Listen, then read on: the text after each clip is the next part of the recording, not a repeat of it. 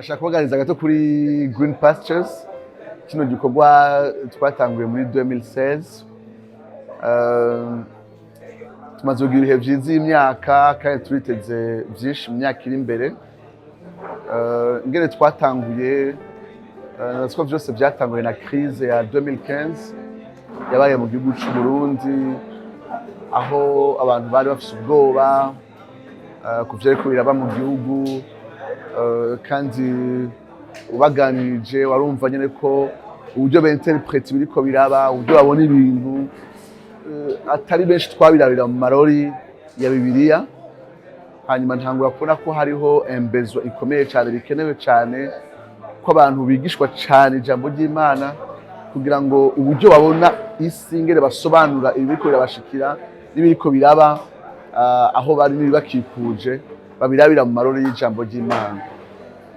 Ikindi nuko nagiye ndabona ko buhoro buhoro n'abarundi bari muri diaspora batari bakenya, iyo bamaze kuja mu mahanga usanga babura, novuga nti ingaburo yo mu buryo bw'ijambo ry'Imana iri consistent ishobora kubafasha.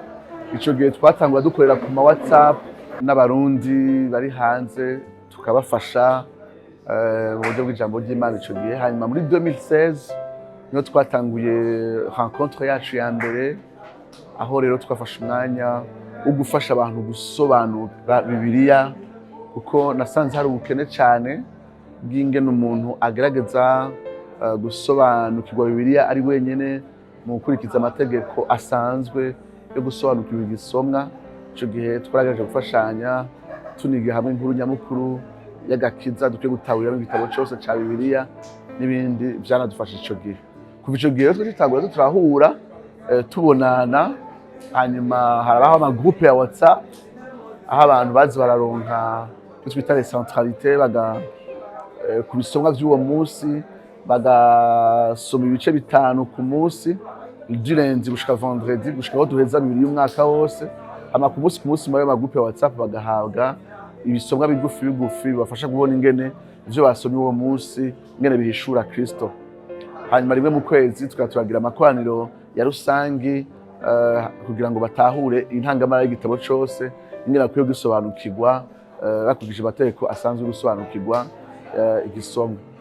Vyarafashije ndavyizera, ni benshi cyane vyafashije, intahe ni nyinshi, ariko ivyo vyose vyadufasha gusasira inzira kwiga ivyizerwa, ko twasanze abantu iyo ariko basoma Bibiliya kandi iyo bahereye muri Bibiliya niho banabona ko bimwe mu byo bizera atari byo.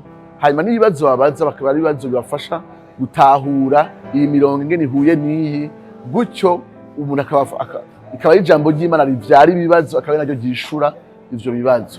Twaje gutangura rero ama classe y'ivyizerwa, aho biga ivyizerwa bikabafasha gutahura, gusubira ku rufatiro rw'ivyizerwa Kristo, bikabafasha gutahura vyankenerwa bikomeye bigize ukwizera Kristo, cyane cyane mu murage w'abareformateur, ko twasanze vyinshi mu Burundi abantu bita ngo ni vyizerwa, wasanga ari vy'inyigisho vy'idini, ari imiterekere y'iryo dini ry'iwabo, ntivyaba ari vya bindi vy'urufatiro abareformateur bagwanira kubona arivyo bigize urufatiro rw'ubuzima bw'uwizera.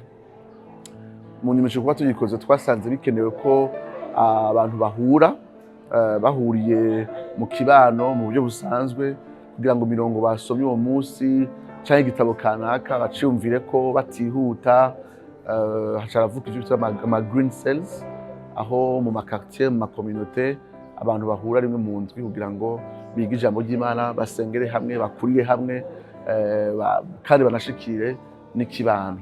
Ubwo vy'ama green cells bifasha benshi kubandanya baba bigishwa ba Kristo biciye mu makoraniro atunganijwe mu buryo busanzwe, mu buryo bwo mu mazu. Ibi vyose intumbero kugira ngo dushobore kubona abantu bari équilibré bibliquement, bari transformé spirituellement, kandi bari équipé ministériellement, bafise urufatiro rwiza rw'ijambo ry'Imana, bahindutse mu buryo bw'impwemu, kandi bafise ibyo ibikenewe kugira ngo bakorere Imana. Ivyo navyo kugira ngo bikunde izo ntumbero zitatu zose, ijambo ry'Imana rifise uruhara rudasanzwe kugira ngo rivyara abo bantu bameze gutyo onye, kwiga gusoma ijambo ry'Imana, kurisobanukirwa, kuryigishwa, biri mu bintu bituma iyo ntumbero iba. Niyo mpamvu uburyo bwacu bwo gukora, icivugo cacu ni gusoma Bibiliya igitabo ku kindi tuyitahura kandi tuyisomera hamwe n'abandi. Lire la Bible systématiquement en comprenant et en sainte compagnie. Ivyo bigaca bituma rero dushika kuri rya yerekwa ryacu ryo kubona abantu bari équilibré bibliquement, transformé spirituellement et équipé ministériellement. Hanyuma turizera cyane yuko ibihe dusigaje ari byinshi cyane, ari vyiza biciye muri Green Pastures bizodushoboza gukorera amashengero menshi no guhetanga ibikoresho vyagutse bishobora gutuma n'amashengero n'abarongozi tumwe b'amashengero bashobora gukoresha ibyo bikoresho byacu mu gukora kino gikorwa mu buryo bw'ishengero, abari ku makaminuza, amagrupe atandukanye, imigwi mito itandukanye, amashirahamwe atandukanye bashobora gukoresha ibikoresho byacu kugira ngo uwo muco wubakire ijambo ry'Imana, gukura ijambo ry'Imana no kuryiga no kurihereza abantu ngo baritahure riri mu maboko yabo, uwo muco urushirize gukwiragira. Ukaba wifuza kudushigikira gukora ivyo twifuza gushikako bisaba uburyo, ushobora kudushigikira udushikiza uburyo bwawe kugira ngo dushobore gushikira benshi, ushobora gukora ibikoresho vyinshi bishobora gushikira abantu benshi muri urwo rugendo rwo gusoma no gutahura ijambo ry'Imana. Imana ibahezagire. Nitwa Ikoraneza Areva, nkaba natangura urugendo muri 2020, donc uyu n'umwaka wanje ugira gatatu. Nagira ngo by'ukuri mvuge iby'uru rugendo rwamfashije kuva ndarutanguye gushika uno munsi. Novuga ko nkimenya iyi Green muri 2020, novuga ko uburyo bwanje bwo gusoma ijambo ry'Imana bwari budasobanutse, na cyane ko nka Ancien Testament yangora gutahura, ariko kuva ntanguye Green muri 2020 nagize iribako ryo kubona Kristo kuva muri Genèse gushika muri Apocalypse. Hama novuga ko byagiye byimpacta ubuzima bwanje bw'inkwemu, kuko byagiye bimfasha cyane kubona Kristo, hama bishishikara kandi kumfasha ubwanje gukira mu mutima wanje, ariko no gushobora kumva ibyo mvuga, ibyo nkora bishingiye cyane gutahura uwo Kristo kuva muri Genèse gushika muri Apocalypse. Hama kandi byagiye binamfasha gufatanya Ancien Testament na Nouveau Testament, mu kugenda ndabona ukuntu Kristo nk'igitutu muri Ancien Testament agenda agaragara muri Nouveau Testament. Nitwa Nikuze Pamela. Ico navuga cyane Green Pastors ifasha no gutahura ukuri kw'ijambo ry'Imana. Ndazi yuko tubayeho kenshi benshi abakirisu barasoma ijambo ry'Imana, mugabo umwe wese akagerageza kuvyanterpreta uko yiyumviriye canke uko ibishobisho vyiwe bimutwaye. Ariko je co vyafashije no kumenya d'abord kumenya igihe ijambo ry'Imana ukuntu umuntu akwiye kugyenterpreta bivanye nuko ryanditse, historique yayo, ukaraba uko riba ryanditse. Hanyuma ikintu novuga en général nuko narashoboye gutahura ukuntu Kristo avugwa muri Bibiliya yose.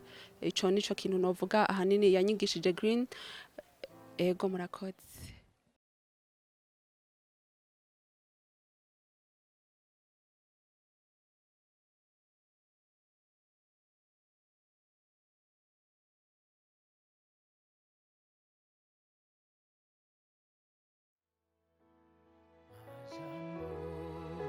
Yazigamwe kuburu ugendo aseruru umutima w'Imana, reka yo majambo ahindure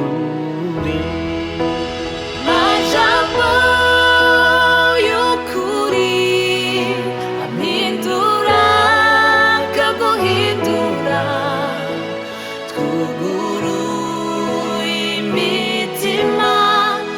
kayo majambo ahindure majambo y'ukuri ampindura kaguhindura twuguru imitima, kayo majambo ahindure twuguru imitima, kayo majambo ahindure.